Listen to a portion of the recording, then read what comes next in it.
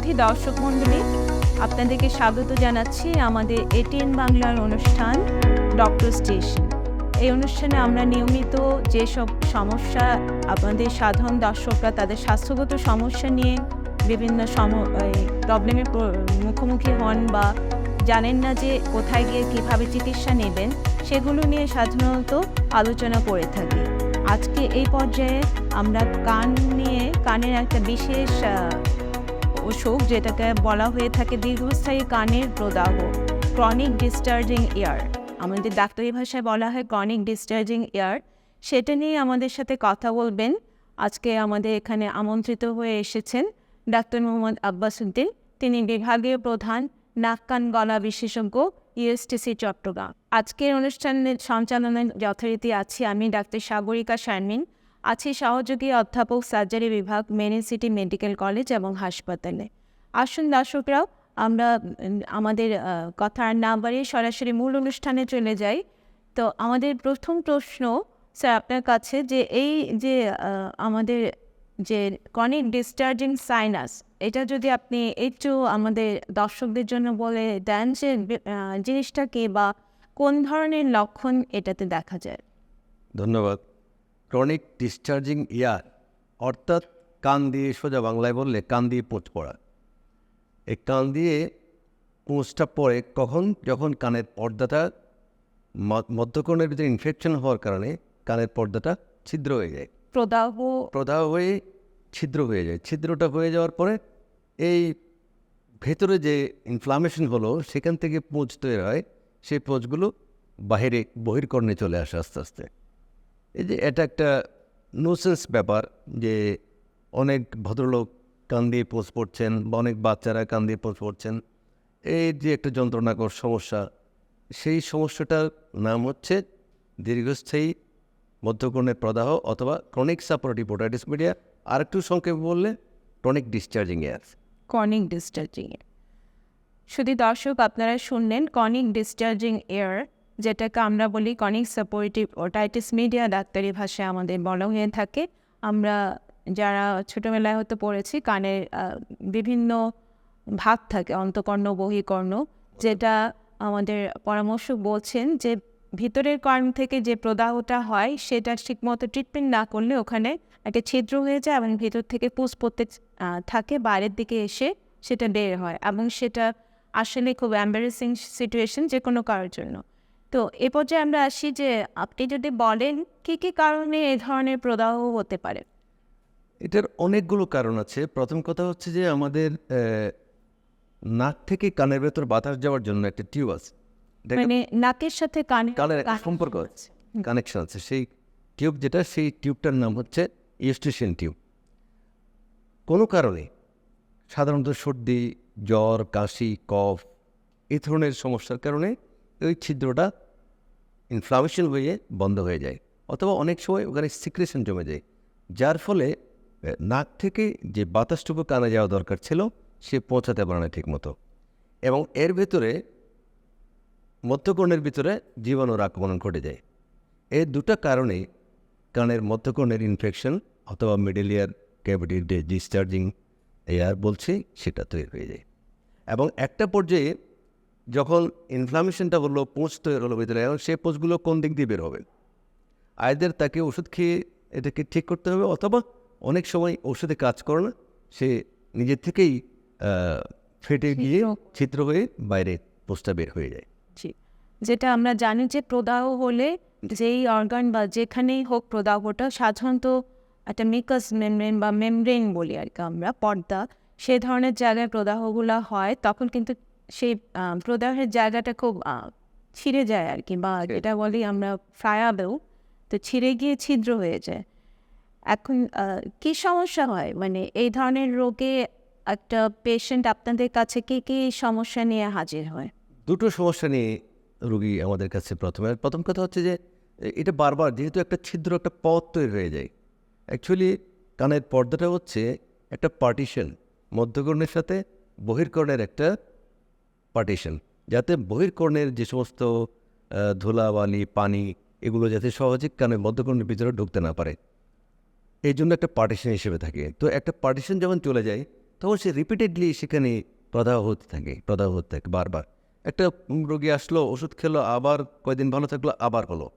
কারণ সে গোসল করার সময় পানি ঢুকছে, অথবা বৃষ্টিতে হাঁটলো, পানি বা ঠান্ডা পানি খেয়ে ফেললো, সেক্ষেত্রে তার আবার সেখানে ইনফ্লামেশন হচ্ছে। বন্দরনগরী চট্টগ্রামে স্বাস্থ্যসেবার প্রতিকৃত ও ঐতিহ্যবাহী প্রতিষ্ঠান চট্টগ্রাম মেট্রোপলিটন হাসপাতাল লিমিটেড। দীর্ঘ ৩৩ বছরেরও অধিক সময় ধরে সকল শ্রেণী পেশার মানুষকে আস্থা ও বিশ্বস্ততার সাথে নিরলসভাবে উন্নতমানের চিকিৎসা সেবা দিয়ে যাচ্ছে এই প্রতিষ্ঠান। চট্টগ্রামের প্রাণকেন্দ্র জিইসি মোড়ের ও আর নিজাম রোডে অবস্থান করছে চট্টগ্রাম মেট্রোপলিটন হাসপাতাল। পূর্ণাঙ্গ স্বাস্থ্যসেবা নিশ্চিত করে রোগ নির্ণয়ের জন্য যেমন রয়েছে বিশেষায়িত ল্যাব ও ডায়াগনস্টিক সার্ভিস, তেমনি রোগ নির্ণয় পরবর্তী চিকিৎসা সেবা প্রদানের জন্য রয়েছে হসপিটাল সার্ভিস, হার্ট সেন্টার ও সার্ভিস, এমনকি অত্যাধুনিক আরটিপিসিআর এর সমন্বয়ে পূর্ণাঙ্গ চিকিৎসা সেবা, ICU, CCU, HDU, NICU, PICU, CICU, dialysis, ward and deluxe cabin, এমনকি দেশে বিদেশে প্রশিক্ষিত ডাক্তারদের কনসালটেশন টিম ও ল্যাব টেকনিশিয়ান। চট্টগ্রাম মেট্রোপলিটন হাসপাতাল লিমিটেড। এটা হচ্ছে একটা ডিসচার্জিং, মানে অর্থাৎ ক্রনিক, সে কয়দিন পর পর তার কান দিয়ে পোঁচ করবে। 2 নম্বর হচ্ছে যেটা খুব অ্যালার্মিং, সেটা হচ্ছে যে কানের বধিরতা, শ্রবণ বধিরতা যাকে আমরা বলি। শ্রবণ বধিরতা আবার 2 ধরনের হয়, একটা হলো কন্ডাকটিভ টাইপ, একটা নিউরোলজিক্যাল। তো কন্ডাকটিভ টাইপ যেটা, সেটাই এখানে হয় মেইনলি, এবং এটা হলে আস্তে আস্তে কানে কম শুনতে থাকে মানুষ। এই দুটো সমস্যা নিয়ে বেসিক্যালি আমাদের কাছে আসে। আরেকটা খারাপ প্রদাহ আছে, যেটাকে আমরা বলি যে অ্যাটিকোয়েন্ট্রাল। সেটা হলে আবার নিউরোলজিক্যাল অনেকগুলো প্রবলেম দেখা দিতে পারে। সেটা আমাদের আজকে আলোচ্য বিষয় না। আজকে হচ্ছে একদম সাধারণ যেটা পুঁজ পোঁচ বের হয়, সেটার চিকিৎসা। শ্রুতি দর্শক শুনতে পেলেন যে কানের যে প্রদাহ, সেই প্রদাহ বারবার কিছুদিন পর পর ট্রিটমেন্ট করা সত্ত্বেও দেখা যাচ্ছে বারবার প্রদাহ হচ্ছে। সেটা নিয়ে আসে অনেক সময় নাক কান গলা বিশেষজ্ঞর কাছে। আরেকটা যেটা আছে যে কানের ভিতর থেকে কন্টিনিউয়াস পুঁজ পড়ছে, কারণ সেখানে একটা ছিদ্র হয়ে গেছে। একটা পর্দা দ্বারা ভিতরের কান বাইরের কান সেপারেট থাকে, সেই পর্দার মধ্যে ছিদ্র হয়ে গেলে ভিতরে যা কিছু জমছে প্রদাহের কারণে, ইনফেকশনের কারণে, ব্যাকটেরিয়া সেখানে বংশবৃদ্ধি করে যে পুঁজ তৈরি করছে, সেটাই বের হয়ে আসে। তো এই ধরনের সমস্যা নিয়ে যদি রোগীরা আসেন, সেক্ষেত্রে আপনাদের সমাধান কি? আপনারা কী চিকিৎসা দিয়ে থাকেন? এটার দুটো সমাধান। একটা হচ্ছে তাৎক্ষণিক সমাধান। তাৎক্ষণিক হচ্ছে এখন এই মুহূর্তে পুঁজ বের হচ্ছে, তা আমরা কিছু অ্যান্টিবায়োটিক ড্রপস পাওয়া যায়, কানটা প্রথমে ক্লিন করে দিয়ে ড্রপস দিলে বেশিরভাগ ক্ষেত্রে রোগী ভালো হয়ে যায়। ভালো। একটু অ্যান্টিহিস্টামিন খেলে। এক্ষেত্রে কি ছিদ্রটা বন্ধ হয়েছে? এক্ষেত্রে একদম প্রাথমিক পর্যায়ে যদি হয়, তাহলে বেশিরভাগ ক্ষেত্রেই ছিদ্রগুলো নিজের থেকেই আবার বন্ধ হয়ে যায়, যদি তার অন্য কোনো কোফ্যাক্টর না থাকে। যদি অনেকের ওই যে বললাম মিউস্টেশন ডিফিকাল্টিস থাকে, অনেক সময় অনেকের নাকের হাড় বাঁকা থাকে, অনেকের সাইনোসাইটিস থাকে, অনেকের অ্যালার্জি জড়িত সমস্যা থাকে। শুধুমাত্র এই গ্রুপটার এইটা পারসিস্ট, ডায়াবেটিস থাকলে পারসিস্ট করে। তো এই সমস্ত কারণ ছাড়া বেশিরভাগ ক্ষেত্রেই কিন্তু কান নিজের থেকে একটু ওষুধপত্র খেলে ব্যবহার করলে অটোমেটিক্যালি ভালো হয়ে যায়। আর যেটা ভালো হবে না, তাকে আমরা অন্যভাবে একটা চিকিৎসা করতে হবে, সার্জারি। সেটা হচ্ছে কানের পর্দা যেটা নষ্ট হয়ে গেছে অথবা সেখানে ছিদ্র হয়ে গেছে, সেটাকে একটা আর্টিফিশিয়াল একটা অপারেশন করে আমরা সেখানে একটা পর্দা বসিয়ে দিই। নতুন একটা পর্দা বসে না, পর্দাটা আমরা একটা গ্রাফট নিই, এটাকে বলা হয় অটোলোগাস গ্রাফট। এটা আমরা কানের পেছন থেকে নিতে পারি, অথবা অনেক সময় আমরা কার্টিলেজ গ্রাফটও করি। এই দুভাবে করার পরে তারপরে সেখানে সে অটোমেটিক্যালি আবার রিপেয়ার করে যায়। ধন্যবাদ। তাহলে আমাদের সাধারণ দর্শকদের এই জিনিসটা মনে রাখতে হবে, কান থেকে পুঁজ পড়াটা আসলে অবহেলা করার জিনিসটা।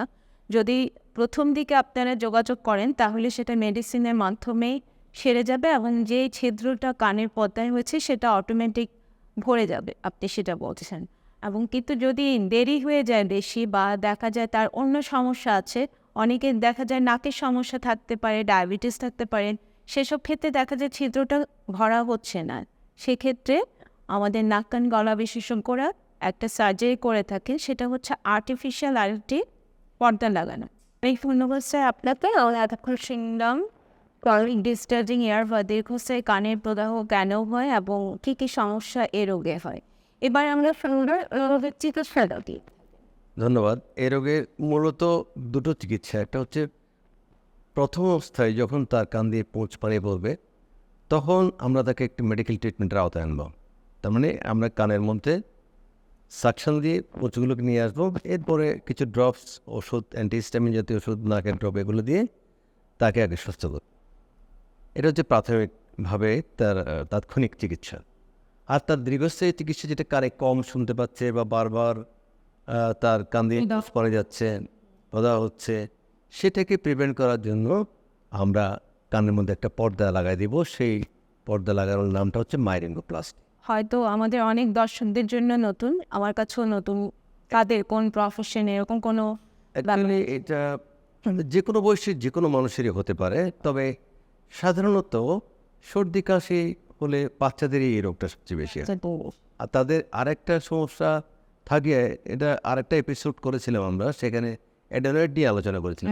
এই অ্যাডেনয়েড যাদের থাকে তাদেরও কিন্তু এটা খুব বেশি হতে পারে। মানে যারা হা করে নিঃশ্বাস নিতে হাত বা নিচে নিচে, নাক নিচে proper পাচ্ছে না। নিঃশ্বাস নিতে পারছে না, সেক্ষেত্রে ব্যাকটেরিয়ার কলোনাইজেশন হচ্ছে।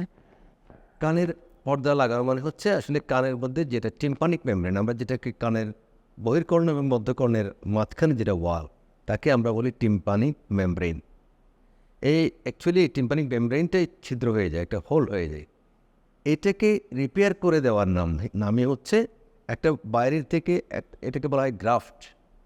আমরা ডাক্তারি ভাষায় যেটাকে গ্রাফট বলি। সেই গ্রাফটটা এনে ওখানে জুড়ে দেওয়াটাই হচ্ছে মাইরিঙ্গোপ্লাস্টি। আমাদের কানের পিছনেই একটা লেয়ার থাকে, তার নাম হচ্ছে টেম্পোরাল ফাসা। আচ্ছা, বেশিরভাগ ক্ষেত্রে এখানে যে বনটা থাকে তার উপরে যে উপরে একটা ফাসা থাকে, সেটা হচ্ছে যে টেম্পোরাল ফাসা। ওটা আমরা আগে অপারেশন করে নিয়ে ফেলি, নিয়ে ওটাকে ড্রাই করে তারপরে এটা কানের ভেতরে একটা একটা ছোট্ট ইনসিশন দিতে হয়, দিয়ে তারপরে এটা ভেতরে সেট করে দিয়ে আবার উপরে উঠে বসাই দিই আমরা। খুব গুরুত্বপূর্ণ কিছু তথ্য জানছি, যেটা হচ্ছে ক্রনিক ডিসচার্জিং এয়ার মানে ক্রমাগত কিছুদিন পরপর দেখা যায় কানের মধ্যে ছিদ্র হয়ে যাচ্ছে, প্রদাহ হচ্ছে, প্রদাহ থেকে কানের পর্দায় ছিদ্র হয়ে যাচ্ছে এবং সেই ছিদ্র দিয়ে পুঁজ পড়ছে। এই ধরনের রোগগুলো নিয়ে অনেক রোগী আসেন আমাদের নাক কান গলা বিশেষজ্ঞদের কাছে। তো সেই রোগীগুলো যদি প্রাথমিক অবস্থায় আসে, তখন ওনারা বলছেন ওনারা মেডিসিন দিয়ে ট্রাই করেন এবং ওষুধে যদি ভালো হয়ে যায় তাহলে আর পরবর্তী চিকিৎসার দরকার হয় না। কিন্তু কিছু কিছু ক্ষেত্রে দেখা যায় তারা কানে শুনতে পান না, বধির হয়ে যান। সেই ক্ষেত্রে বধিরতা রোধ করার জন্য ওনারা নতুন আরেকটা পর্দা লাগান, যে ক্ষত পর্দাটা আছে সেই জায়গাটায়, এবং বলেছেন যে শরীরেরই অন্য একটা অংশ থেকে পর্দার গ্রাফট নেওয়া হয়। ডাক্তারি ভাষায় যে জায়গা আমরা গ্রাফট বলে থাকি, রোগীর শরীর থেকে না হয়, সাধারণত কানের পিছন থেকে ওনারা নিয়ে থাকেন।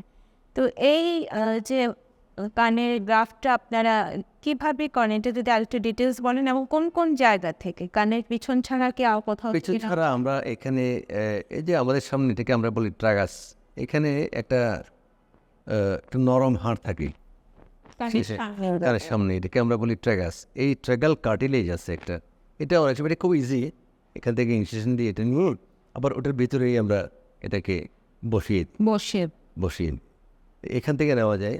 মেইনলি এই দুটো কারণ আরও কিছু গ্রাফট আছে যেগুলো ভাস্কুলার গ্রাফট, ওগুলো সাধারণত খুব কঠিন এবং ওগুলো অনেক সময় থাকে না, যেহেতু ভেসেল ওখানে কানেকশন দেওয়াটা টাফ হয়ে যায়। যেমন ধরেন আমরা দেখি মুখের ভিতর থেকেও বিভিন্ন গ্রাফট, মিউকোজা, বাকাল মিউকোজা থেকে মিউকোজা আর কি মুখের ভিতর থেকে এটা কি আপনারা বাকাল মিউকোজাটা সহজে এখানে ইউজ করা হয় না, কারণ এটা আমাদের ওরাল ক্যাভিটি হচ্ছে আনস্টেরাইল একটা জিনিস, আর কানটা হচ্ছে আমাদের স্টেরাইল। এই জন্য ওই জায়গাটাতে আমরা এটি ইউজ করি না। করার পদ্ধতি আছে অনেকগুলো, সেই পদ্ধতিগুলো যদি আমরা ফলো করে করা যায়, কিন্তু এগুলো অনেক কষ্টের আবার, যে কিন্তু তার চেয়ে আমাদের ট্রাগাল কার্টিলেজ খুব ইজি, টেম্পোরাল ফাসা নেওয়াটা খুব ইজি। যেটা কানের পিছন কিংবা কানের সামনে থেকে নেওয়া ইজি, অন্য কোনো রোগী থেকে নিতে হয় এরকম তো না, এটা অন্য কোনো কিছু থেকে নেওয়া হয় না। যেমন আমরা জানি যে চোখে যদি ছানি পড়ে বা স্কিনের আমরা অন্য একটা তাও নিজের, এটাকে অটোলগাস, এটা কিন্তু আরেকজনের কাছ থেকে নিয়ে লাগানোর কিন্তু কোনো সুযোগ তেমন একটা নেই। Welcome to CSCR Hospital, a one-stop health service for all.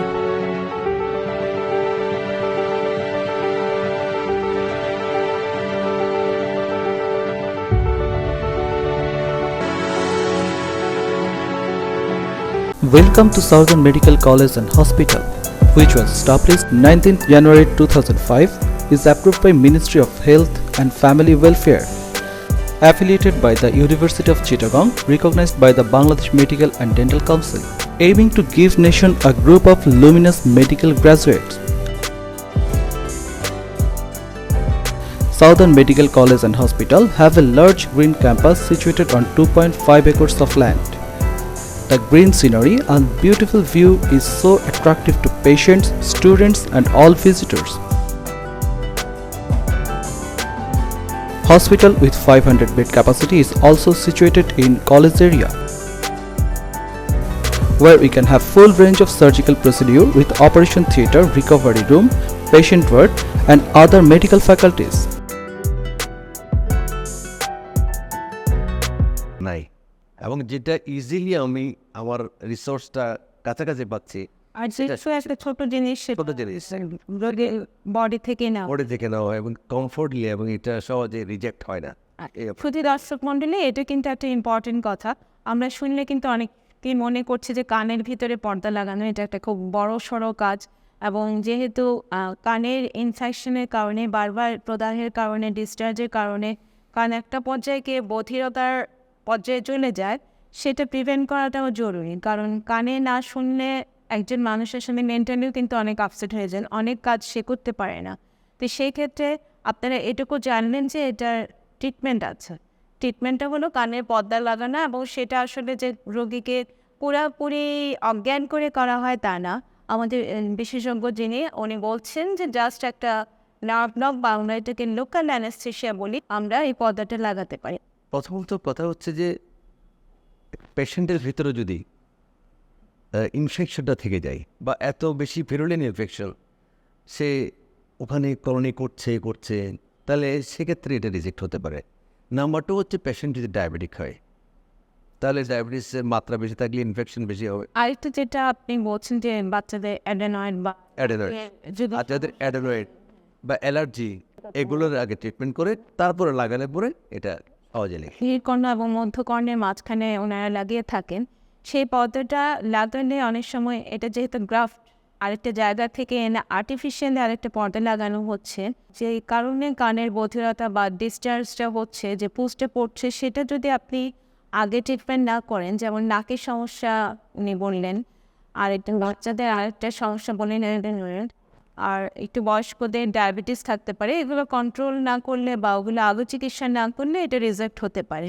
আমরা অ্যাকচুয়ালি একটা যখন রিজেক্ট হয় ওর দ্বারা, সেটা আমরা 3 থেকে 6 মাসের মধ্যে আবার অপারেশনে যাই না।